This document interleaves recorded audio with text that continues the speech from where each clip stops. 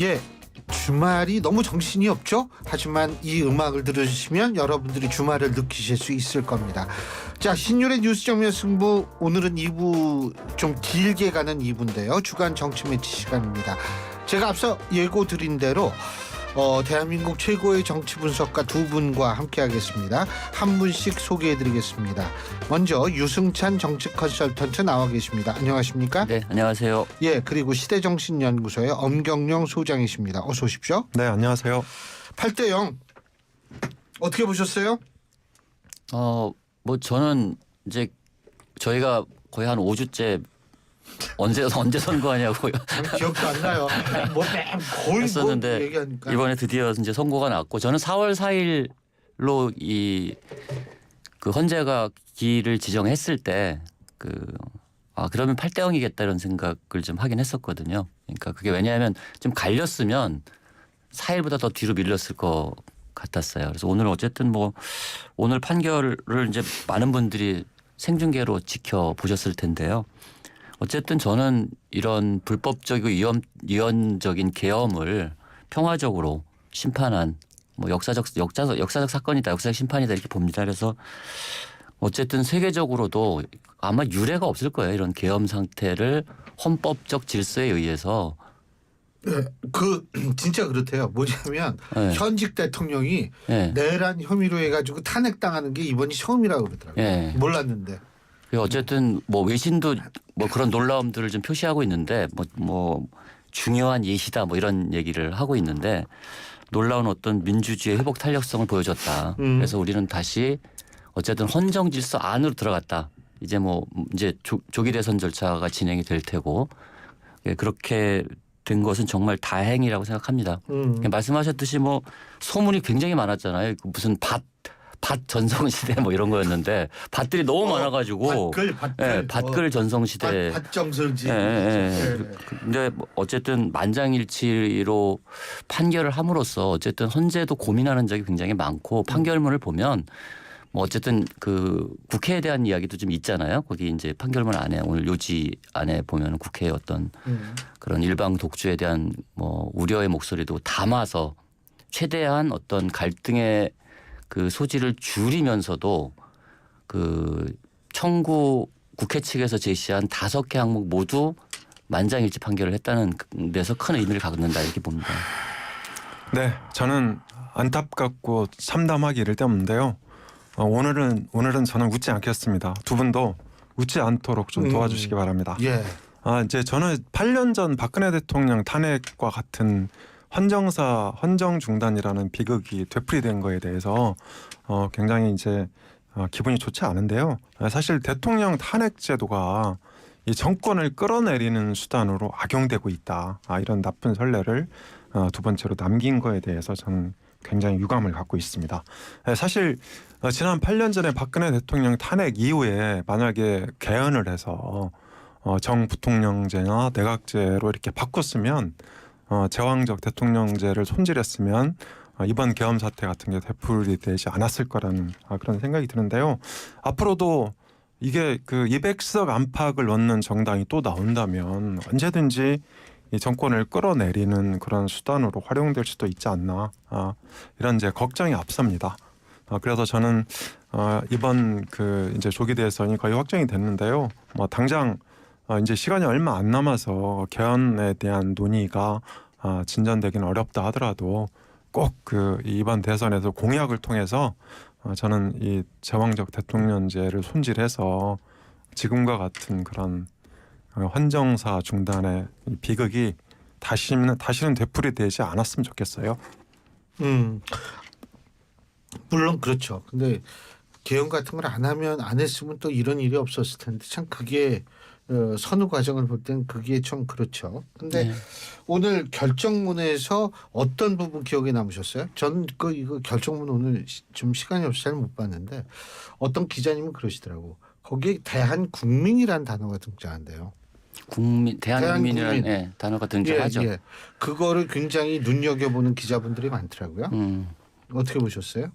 저도 뭐 판결문은 한 114쪽 되더라고요. 저도 이제 프린트를 해놓고 읽지 못하고 요지문만 네. 봤어요. 그러니까 들었고 한 번 다시 이제 읽었는데 어쨌든 이 제가 기억에 남았던 것은 그 헌재 판결에서 이제 윤석열 대통령 측이 이제 그 2시간짜리 내란이 어디 있냐는 얘기를 하면서 이제 국회가 어쨌든 그 비상계엄 해제를 2시간 만에 한 것에 대해서 이야기를 했었잖아요. 여기에 대해서 이 헌재가 판단하기는 국회가 신속하게 비상계엄 해제 요구를 결의할 수 있었던 것은 시민들의 저항과 군경의 소극적 임무 수행 덕분이었다 이런 규정을 합니다. 근데 시민들의 저항이라는 이 문구가 내가 볼 때 헌재 판결문 중에 처음으로 등장한 것이 아닌가. 이것이 좀 저로서는 좀 이례적이었고요. 그리고 이 피청구인의 국회의 권한 행세가 권력 남용이라거나 국정마비를 초래한 행위라고 판단한 것은 정치적으로는 존중되어야 한다. 뭐 이 표현이 있습니다. 그러니까 정치적으로는 존중되어야 하지만 그것이 정치적 의견이 있다고 해서 계엄 같은 물리적 수단을 동원해서는 안 된다. 뭐 이런 취지로 판결한 것, 뭐 이런 것들이 좀 인상에 남았습니다. 저는 이제 전문 법칙을 거론한 게 되게 기억에 남는데요. 그러니까 전문이라는 게 전에 들은 얘기를 이제 그 진술한 이를테면 수사 조서를 의미하는 거잖아요. 그래서 우리 형사소송법에서는 이 전문을 이제 그 금지하고 있다. 증거로 못 쓰이게 하고 있는데 이번 헌법재판소 탄핵 심판에서는 전문을 광범위하게 활용을 했죠. 근데 여기에 대해서 이게 김영두 재판관하고 이미선 재판관은 이게 그 광범위하게 폭넓게 전문을 활용해도 된다. 이렇게 이제 보충 의견을 달았고요. 반대로 김복형 재판관하고 조한창 재판관은 앞으로 탄핵 심판에 있어서는 이 전문 법칙을 가능하면 엄격하게 적용해야 된다. 이렇게 이제 보충 의견을 달았거든요. 근데 저는 이게 전문이라는 게 이제 전해 들은 얘기도 있고 또 전해 들은 것을 다시 전해 들은 내용도 있고 그래서 이번에 이제 탄핵 심판 증인 신문을 보면 한 80~90%가 다 전문이었거든요. 그래서 이런 것들을 이제 헌재가 이게 이 증거로 채택을 했다. 그런데 저는 이게 헌법 정신의 취지와는 어긋난다고 봅니다. 비교적 최근에는 이제 이런 것들을 엄격하게 해석하는 어떤 시대적 흐름이 있는데 그런 면에서 저는 이번에 이제 이 윤 대통령 탄핵 심판의 어떤 그 결점으로 남을 소지도 있다 이렇게 보고 있고요. 그리고 헌법재판소가 이게 이제 이 탄핵제도의 남용에 대해서도 지적을 했단 말이죠. 그래서 22번이나 이제 탄핵을 했고 또 대통령 탄핵까지 이르게 됐는데 이런 것들을 좀 국회에다 제한할 필요가 있는 거 아니냐. 저는 그런 면에서는 좀 이제 민주당이 지금 압도적인 다수를 점하고 있지만 이 국정 안정성을 위해서라도 국회가 이런 것들을 좀 입법했으면 좋겠다 이런 생각을 해봤습니다. 네, 그 보충 의견이 어쨌든 네. 두 명 해서 완화 의견, 강화 의견 이렇게 뭐 이제 보충 의견으로 나왔는데 이번에 주목해봐야 될 것은 어쨌든 이게 의견 중에 이제 소수 의견이고 보충 의견 있지 않습니까?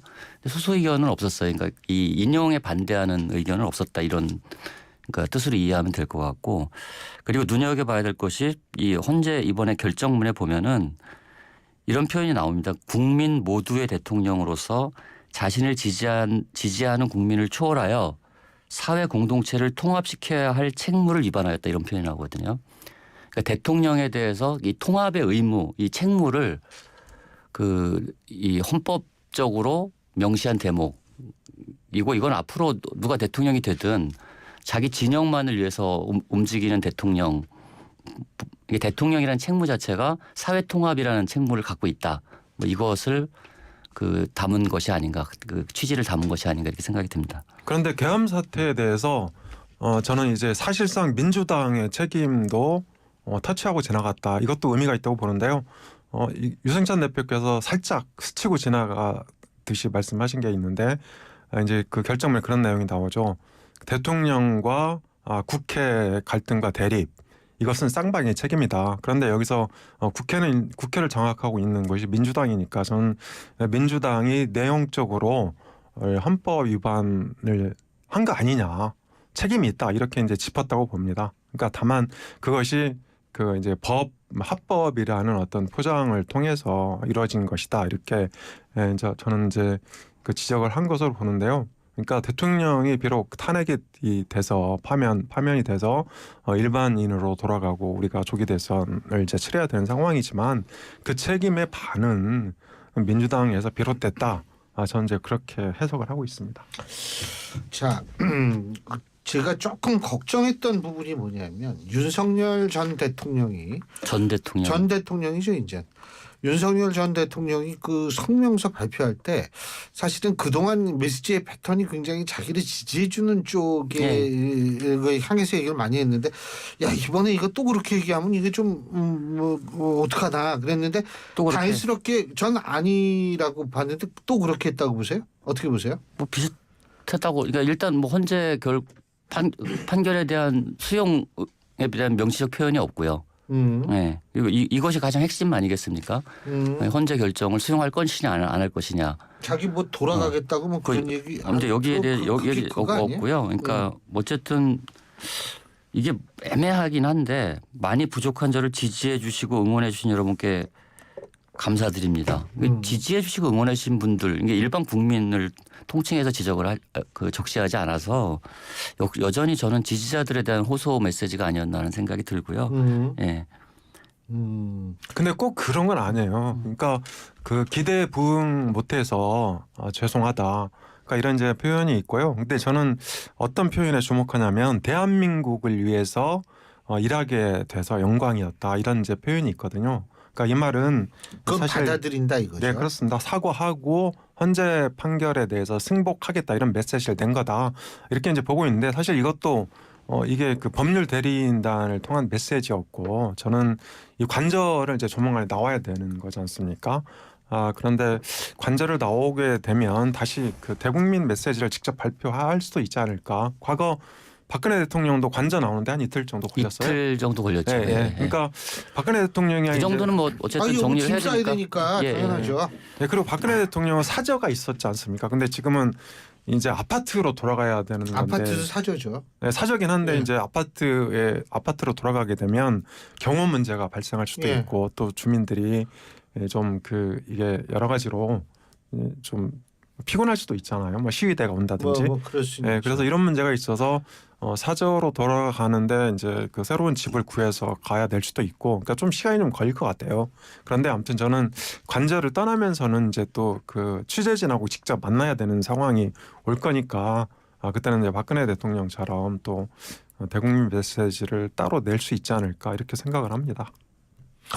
자, 조금 전에 중앙선거관리위원회가 오늘 4일부터 제21대 대통령 선거 예비 후보자 등록을 시작한다 이렇게 밝혔거든요. 네. 이제 각 정당은 전부 이제 대선 모드로 갈 수밖에 없어요. 그렇죠. 네. 대선 모드로 돌입을 했는데 지금 뭐 민주당의 대선 후보가 누가 될까는 아마 그거 궁금하신 분은 그렇게 많지가 않을 것 같아요. 예?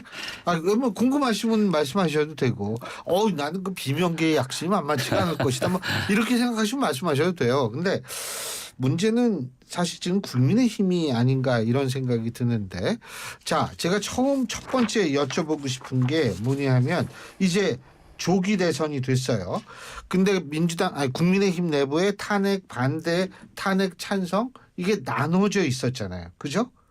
그런데 이게 이제 탄핵이 인용됐으니까 공당으로서 뭐 당연히 저걸 해야 되는데 첫째, 탄핵 반대했던 분들이 어떻게 선회를 할까요? 어떻게 보세요? 국민의힘? 국민의힘을 제가 잘 모르는데 어쨌든 이번 대선은 어쨌든 이제 결과적으로 뭐 여러 가지 요인들 때문에 선거 성격 자체가 이재명 대통령을 승인할 것인가 말 것인가의 선거 구도가 됐어요. 그러니까 전체적으로 이제 그렇게 가게 될 텐데 그러면 누가 이재명을 이길 것인가가 핵심 아니겠습니까? 국민의힘 입장에서 보면 누가 이재명과 본선에서 붙었을 때 경쟁력 있는 후보인가를 선택하게 될 거예요. 이게 이제 어느 정도로 빨리 선회를 할 수 있을지는 잘 모르겠는데 어쨌든 다행인 것은 국힘이 오늘 어쨌든 헌법재판소 결정을 존중한다는 입장을 사죄한다라는 냈습니다. 냈고 그것은 저는 굉장히 전향적인 것이고. 책임을 통감하고 네. 겸허히 수용하겠다. 근데 이제 이 시간이 이제 뭐 이게 탄핵 이후에 조기돼서는 시간이 많지 않기 때문에 가령 윤석열 대통령 전 대통령과 어떻게 빨리 절연하고 이 새롭게 보수 정당의 이미지를 그 쇄신하고 재건할 것이냐, 그리고 여기에 적합한 후보가 누구일 것이냐에 대한 판단, 이 빠른 전환이 언제 이루어질 것이냐. 6월 3일이 만약에 대선일이면 5월 10일, 11일이 등록 후보자 등록일이에요. 예. 그러니까 지금 보면 딱 한 달 조금 더 남은 거잖아요. 지금부터. 예. 그 안에 굉장히 시계가 빨리 돌아가야 되겠죠. 뭐 3주 안에 대충 선출해야죠. 그렇죠. 대선. 그때까지 과연 그렇게 방향 전환을 빨리 할 수 있을지. 예. 그렇게 하려면 이제 굉장히 강력한 리더십이 필요할 텐데, 가령 이제 저는 이제 궁금한 게 이런 거죠. 그러니까 지금 이제 여러 가지 이 정치 상황 중에서 궁금한 것이, 가령 윤석열 전 대통령 아까 뭐 이제 그 사저 얘기하셨는데, 이 가령 다시 구속되는 상황은 벌어지지 않을지, 뭐 이 문제도 되게 중요한 관전 포인트 중에 하나고요. 그건 뭐 내란 형사 재판에 그렇죠. 그거는 어쨌든 뭐 구속 취소로 석방을 예. 시켰기 때문에 이 문제가 하나 있고, 그다음에 지금 권영세 권성동 체제를 가지고 선거를 할 건지 아니면 새로운 비대위 체제를 갖고 선거를 할 건지, 이것도 빨리 결정을 해야 될 거예요. 예. 왜냐하면 이제 이 파면이 됐기 때문에 이재명 대표는 이제 대표직을 사퇴할 거잖아요. 조만간 대표직을 사퇴하고 이제 후보로 이제 나올 텐데, 국민의힘도 지도 체제를 어떻게 정비할 것인지 하는 문제들이 이제 그 제기가 될 수 있고, 그리고 내부에 탄핵을 반대했던 분들과 후보들 중에 탄핵을 찬성했던 분들이 있지 않습니까? 예. 이분들의 갈등들을 어떻게 봉합하면서 이 경선 과정을 관리할지, 뭐 이런 것들이 관전 포인트가 될 거라고 봅니다. 네, 저는 이번 대선이 이제 그 윤 대통령, 그러니까 윤 전 대통령이죠. 윤 전 대통령이 파면됐기 때문에 이제 남은 그 이슈가 하나라고 봅니다. 이번 대선의 최대 이슈는 이재명 견제론이다. 그래서 이재명 대표를 견제하기 위해서는 탄핵 찬반 세력이 이렇게 갈등을 빚을 만한 그런 시간이 저는 이제 부족하다고 봅니다. 그래서 저는 이런 이제 그 시기, 그러니까 탄핵 찬반 논란이 조금은 있을 수 있습니다. 오늘 그 국민의힘 이제 의원총회에서도 비공개로 진행을 했는데 그런 논란이 조금 있었다고 해요. 그런데 아마 이 조기 대선 일정에 따르면 다음 주 말이나 늦어도 다다음 주 초까지는 1차 컷오프를 해야 되거든요. 그래서 1차 컷오프를 통해서 지금 한 4명 정도로 이제 추린다는 계획을 세워놓고 있는데, 4명 더 많아요? 그러니까 1차 컷오프. 예. 네, 그래서 4명으로 추려서 이 4명을 갖고 이제 그 본 경선에서 하겠다는 거죠. 예. 그래서 저는 이 탄핵 찬반의 이 갈등 소멸 시효는 다음 주까지다 이렇게 보고 있습니다. 그래서 다음 주가 지나면 이제 4명 정도로 추려지는데, 지금으로 보면 이제 김문수 장관, 그다음에 오세훈 서울시장, 홍준표 대구시장, 한동훈 전 대표 이렇게 4명으로 추려질 가능성이 큰데요. 이 4명 갖고 이제 본 경선에 돌입을 하게 되고, 이 사람들이 한 2, 3주 정도 걸쳐서 후보를 뽑을 거 아닙니까? 그러면 이 지금 그 국민의힘 지도체제도 자연스럽게 그 과정에서 정리가 될 거다. 그러니까 4명 중에 누가 대선 후보가 되든 이 대선 후보 중심으로 뭐 비대위를 다시 구성을 한다든지 선대위를 꾸린다든지 이렇게 해서 당이 일신된 면모를 갖고 대선에 임할 거라고 보고 있습니다. 그 과정에서 윤석열 대통령의 영향력 있을까? 윤석열 전 대통령의 영향력 있을까요, 없을까요? 어떻게 보세요? 저는 뭐 급속히 흐름이 바뀔 거라고 보고요. 영향력 별로 크지 않을 것이다. 예. 이렇게 봅니다. 영향 그렇게 크지 않을 것이고, 그리고 이제 뭐 어쨌든 이 선거라는 게 이번에 제가 이제 보궐선거 보면서 거제시장 선거에서 그렇게 큰 격차가 날 거라고 생각 안 했거든요. 거의 18% 가까운 격차가 났단 말이에요. 그러니까 이 정도, 만약에 국민의힘이 파괴적 혁신을 하지 않으면 지금 이 상태에서 저는 대선도 그 정도 그 격차로 정리가 될 가능성이 높다 이렇게 봅니다. 그러니까 어느 정도로 그 단절하고 새로운 사실 이 최근에 윤석열 이 계엄 이후에 4개월 동안 국민의힘의 스탠스는 사실 건강한 보수 정당의 스탠스는 아니지 않았습니까? 그러니까 여러 가지 면에서. 근데 이런 것들을 어떻게 털고 회복할 것이냐, 이걸 어떤 방식으로 빨리 할 것이냐 하는 문제가 이번 대선에서 어쨌든 이륙을 해서 그래도 뭔가 이 비슷하게 경쟁이라도 해보려면 굉장히 빠른 속도의 그 지도체제 전환, 그 다음에 윤석열 대통령과의 단절, 이것이 그 절대적으로 필요하다고 봅니다. 예. 어떻게 보세요? 네, 저도 이제 뭐 시간의 문제라고 보는데요. 예를 들어서 신일 교수님이 계시는 대학교의 총장님이 인기가 엄청 많은 분이에요. 그런데 우리 얼마 전에 바뀌었어요. 네, 그런데 사퇴를 했단 말이죠. 인기가 많은지는 모르겠는데 얼마 전에 바뀌었어요. 네, 사퇴를 했다고 생각을 하죠. 예. 그런데 이 사퇴한 분의 영향이 얼마나 지속되겠어요. 저는 그게 한계가 있다고 보고요. 그래서 윤 전 대통령의 경우도 마찬가지다. 그런데 오늘 비상의총에서 이게 이제 조기 대선 얘기가 나왔었나 봐요. 그래서 그 얘기는 하지 말자. 우리가 좀 냉각기를 갖자 이러면서 의총이 마무리가 됐고 6일 날 다시 한다고 해요. 그래서 지금은 뭐 안국역이 뭐 4시경에 그 이게 여기 폐쇄됐다가 다시 정상화됐습니다. 한남진역도 오후쯤에 그랬고. 한강진. 그래서 아직은 이제 그러니까 광장의 분노가 남아 있긴 한데 저는 이제 급속히 대선 모드로 전환될 거라고 보고 있고요. 그리고 저는 국민의힘이 대선에서 뭐 그렇게 그 일방적으로 끌려다니지는 않을 거라고 봅니다. 왜냐하면 지금까지 국민의힘 지지율 양상을 보면 윤 대통령에 대한 사법 처리 강도를 이 높일 때마다 국민의힘 지지율이 오르고 민주당 지지율이 떨어졌어요. 그러니까 간단하게 이제 살펴보면 작년 12월 14일 대통령 탄핵 소추안 통과됐을 때 그리고 1월 3일 체포영장이 발부됐고 이제 15일 날 체포가 됐거든요. 그리고 19일 날 구속이 됐는데 이때 민주당 지지율을 역전합니다. 국민의힘이. 그러면서 이제 그 과거 대선 전 지지율로 돌아갔었는데 물론 최근에 그러니까 윤 대통령이 3월 8일 석방이 되고 그리고 이제 그 지지난주 이 탄핵 기각설이 확산이 됐지 않습니까? 이럴 때 국민의힘 지지율이 빠졌어요. 그래서 저는 오늘 이제 헌법재판소가 윤 대통령을 파면했기 때문에 다음 주 목요일 금요일쯤 나오는 여론조사는 다시 국민의힘이 역전할 거로 보고 있습니다. 그리고 이제 그 아까도 말씀드렸지만 대선 주자가 새로 뽑히면 이 사람 중심으로 당의 체질을 바꿀 수밖에 없습니다.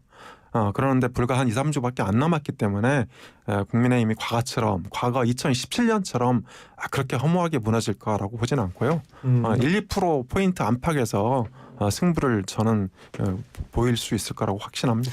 저는 뭐 전혀 생각이 다르고요. 지금 이제 헌재 판결이 이제 뒤로 밀린 것도 사실은 그 작용을 할 텐데 중도층의 민심이 있어요. 저는 뭐 부산 같은 경우는 뭐 이 탄핵 반대 혹은 국민의힘 지지율이 압도적으로 높았거든요. 근데 교육감 선거에서도 거의 10%포인트 교육감은 정도. 조금 성격은 다른데요. 네. 근데 뭐 거제시장 같은 경우 이렇게까지 차이가 날 줄 몰랐잖아요. 이렇게까지 큰 격차로. 근데 이게 어떤 거냐면 저는 보수도 지금의 국민의힘은 찍으러 안 나올 것 같아요. 그러니까 만약에 이 기조전환을 하지 않으면 찍고 싶지 않은 거죠. 그러니까 지금 이 굉장한 스트레스를 받고 있고, 그러니까 이제 그런 측면에서 지금 굉장한 위기고 사실 이걸 극복할 시간이 있을 것이냐 없을 것이냐 하는 문제. 그래서 지금 다시 지도부나 국민의힘이 이재명 공격에 올인하는 것은 전혀 선거에 도움이 안 됩니다. 오히려 이재명을 강화시켜주죠. 그거는 국민의힘 보수가 어떻게 다시 그 혁신하고 재건해서 이 미래를 보여줄 것이냐의 문제, 이 문제가 핵심이다. 왜냐하면 이재명에 대한 공격해봐야 그건 별로 영향이 없습니다. 반응도 별로 없고. 그래서 지금 이 상황을 굉장히 엄중하게 봐야 된다. 그래서 지금 오늘 뭐 권영세 그 비대위원장의 메시지는 아주 신속하고 괜찮았다고 봅니다. 어쨌든 헌재 결정을 수용하고 사죄도 하고 그래서 앞으로 근데 어떻게 갈 거냐 하는 문제. 근데 또 이제 경선 과정은 이렇게 되지 않습니까? 강성 지지층을 의식하지 않을 수 없는 상황이잖아요. 당내 경선이라는 것은. 그랬을 경우에도 딜레마가 생겨서 이게 지연되게 되면 그다음엔 별 기회를 잡기가 좀 어렵다. 흐름상. 네. 지금 유 대표님이 거제시장 말씀을 하셨는데 저도 거기 동의해요. 그런데 민주당엔 또 다른 문제가 발생했습니다. 담양군수. 예? 이거 어떻게 보세요? 네. 민주당이 이제 담양군수 선거에서 혁신당한테 졌는데요. 예. 이건 이제 이재명 일극 체제에 대한 이반 현상이 이 진보, 그러니까 민주당의 그 지지 기반인 호남에서 본격화하고 있다 이렇게 보고 있습니다. 그래서 이재명 대표가 본선에서 이게 그 과거 이제 김대중 대통령이나 노무현 대통령이 얻었던, 그러니까 김대중 대통령은 호남에서 거의 95%를 득표했습니다. 그리고 이제 그 노무현 대통령도 90% 넘는 그 득표를 했거든요. 그런데 이재명 대표가 지난 대선 때 호남에서 85%가 조금 안 됐습니다.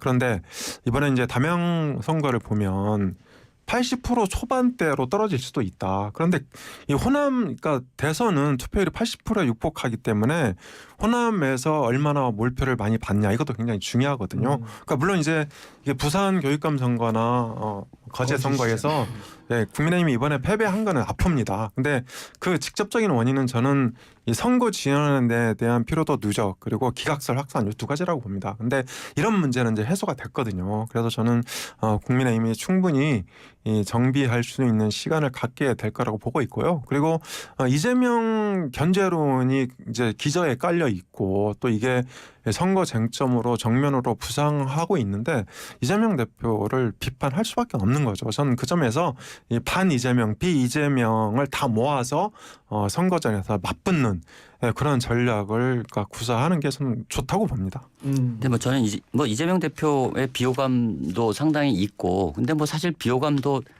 조사 보면 다른 후보들이 훨씬 높더라고요. 그러니까 이재명 대표가 다른 후보에 비해서 높은 건 아니고, 근데 이제 이재명 대표에 대한 그런 확장성의 한계 이런 것들은 분명히 있는데, 근데 이것이 그 불법 계엄, 그러니까 이 불법 계엄, 국회 무장병력을 투입시킨 이것에 비하면 이것이 비교가 된단 말이에요, 지금. 근데 여기에 대해서 애매한 태도를 취하고 있기 때문에 중도층들이 다 몰려간 거잖아요. 근데 이 상황을 극복하지 않으면 저는 그 2017년 이 박근혜 탄핵 이후에 그 정도 격차까지 전 벌어질 수 있다고 봅니다. 그때도 한 17% 차이 났거든요. 그 문재인 홍준표 득표율에서. 근데 왜냐하면 지금 흐름은 그러니까 국민의힘에서는 정말 특단의 조치가 필요하다.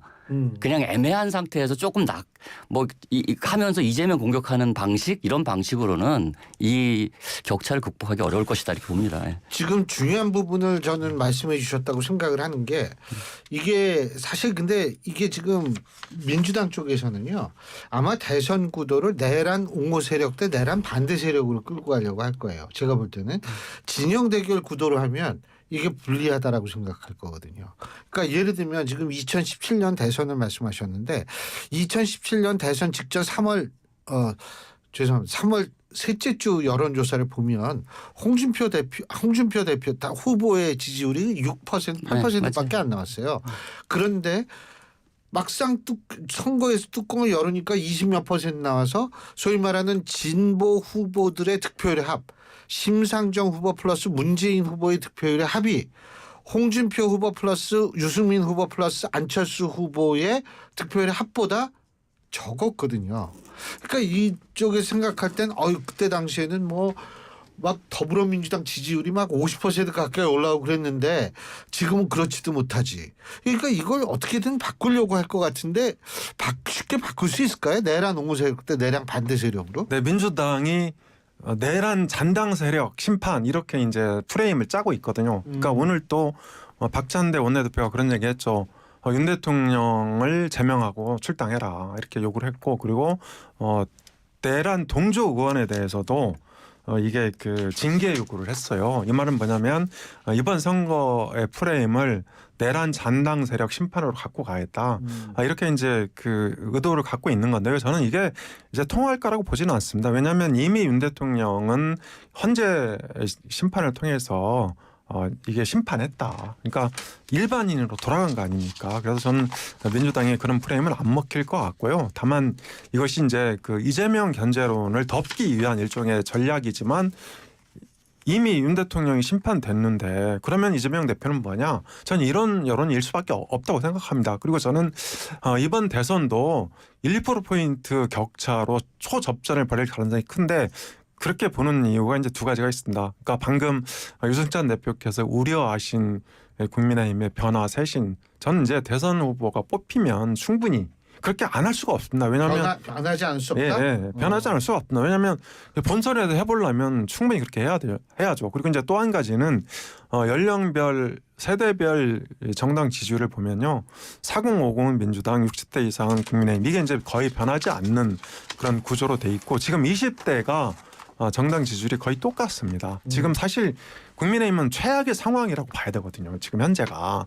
그럼에도 불구하고 대략 25%대 25% 비슷하다. 다만 30대에서는 민주당이 조금 앞서 있습니다. 근데 이것이 국민의힘이 민주당 지지율을 추월했을 때 1월 중하순경에는 30대도 비슷했어요. 그래서 저는 다음 주부터 나오는 여론조사 결과는 30대도 국민의힘과 민주당 지지율이 비슷할 거다. 이렇게 되면 지난 대선 전이랑 정치 지형이 똑같아지는 거거든요. 그래서 저는 충분히 이 국민의힘도 지난 대선 전이라는 거는 20대 대선 말씀하시는 거죠? 그렇죠. 2022년 문재인이래. 이재명 대표하고 네. 윤석열 전 대통령하고의 그 대결 구도 그렇습니다. 말씀하시는 거죠? 2022년. 그래서 그런 어떤 그 정치 지형이 이제 거의 회복이 됐기 때문에 별로 차이가 안 날 거다 이렇게 보고 있습니다. 그러니까 저는 뭐 어쨌든 뭐 그렇게 되면 국민의힘이 좀 전향적으로 바뀌면 좋겠어요. 이걸 한국 민주주의를 위해서라도. 그러려면 저는 가령 유승민 그 의원이나 전 의원이나 이준석 대표 같은 그 기존의 보수의 혁신파들을 그 중심으로 끌어안을 수 있는 정도의 변화여야 되는데 그게 가능할 거라고 저는 생각이 좀 안 되고요. 그리고 지난번 총선 때도 이제 우리가 강서구청장 선거 때 경고를 굉장히 많이 했거든요. 국민의힘 쪽에. 근데 국민의힘이 그걸 무시했단 말이에요. 강서구청장 선거 결과를.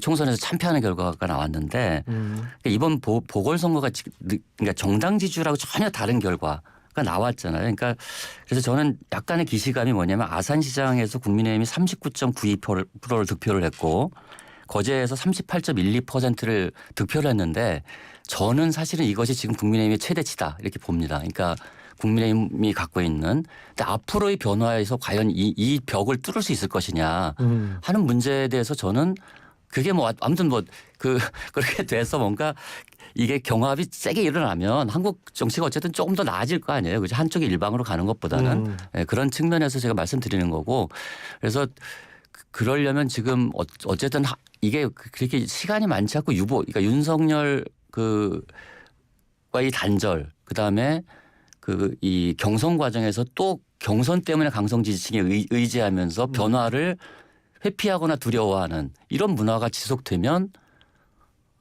그다음에 본선 들어가면요. 본선 게임에서 이걸 회복하기는 굉장히 어렵습니다. 아니 근데 이제 이게 비대위가 있잖아요. 지금 비대위가 사실 이 탄핵에 이 반대하는 듯한 인상을 많이 준 건 사실이잖아요. 국민의힘.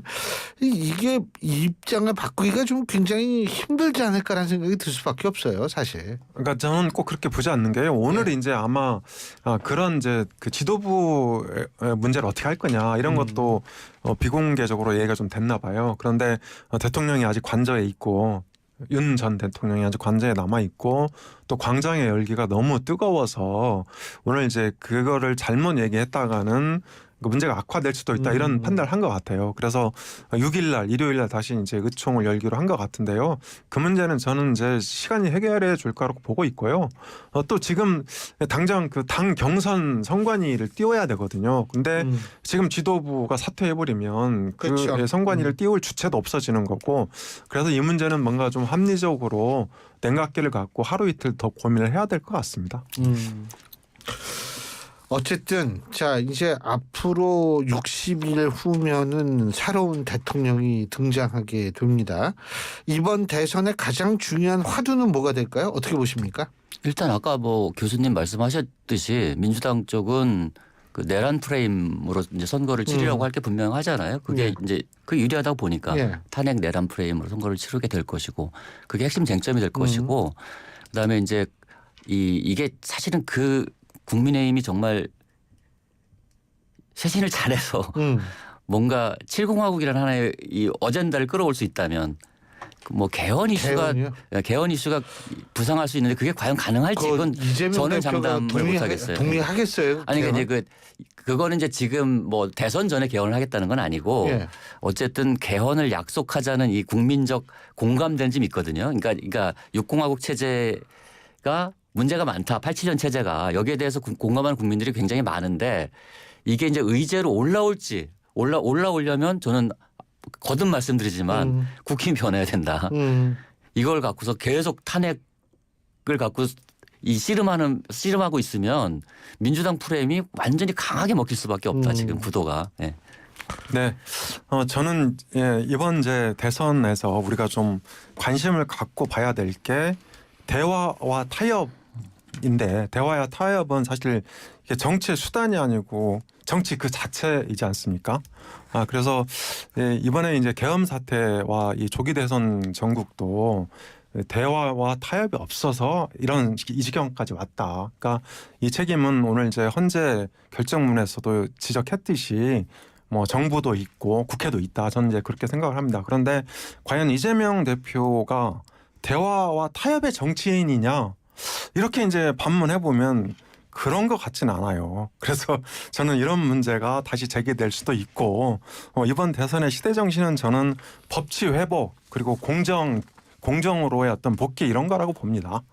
그래서 이런 그 어느 대선 후보든 이 시대 정신을 잘 구현하는 사람이 대통령이 될 거라고 저는 믿고 있습니다. 예, 민주주의를 지키는 두 개의 기둥이 있습니다. 법치와 공화주의입니다. 지금 우리는 법치가 좀 훼손이 될 위기에 있었는데 다시 회복될 수 있을지 노력을 해야겠죠. 자, 오늘 두 분 말씀 여기까지 듣죠. 고맙습니다. 네, 고맙습니다. 감사합니다. 지금까지 시대정신연구소의 엄경영 소장, 유승찬 정책 컨설턴트 두 분과 함께했습니다.